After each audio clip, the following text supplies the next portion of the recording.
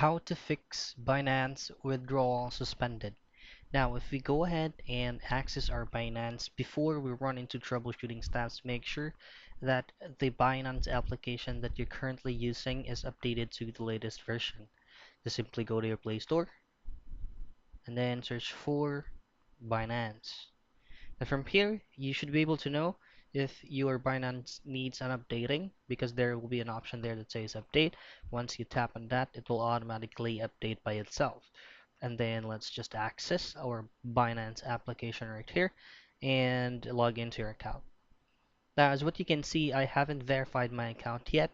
So this could be the main reason, or this could be a part of the reason why we are trying to receive that specific error message. Now, in your case, you'll have to fully verify the identity that you have from your Binance app.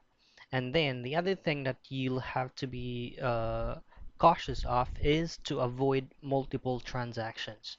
Say, for example, you want only to withdraw, so you'll have to be patient. For example, the withdrawal process is going to be selling a crypto, and then once you sell that crypto, you'll buy a crypto and then head it over to the withdrawal method, which is going to be the P2P Express or any other withdrawal methods right there. So if you're receiving that kind of message, just have to wait 3 to 5 minutes and try to run the withdrawal again. So those are the things that you can do or troubleshooting steps that you can go ahead and try so that you will be able to fix Binance Withdrawal Suspended.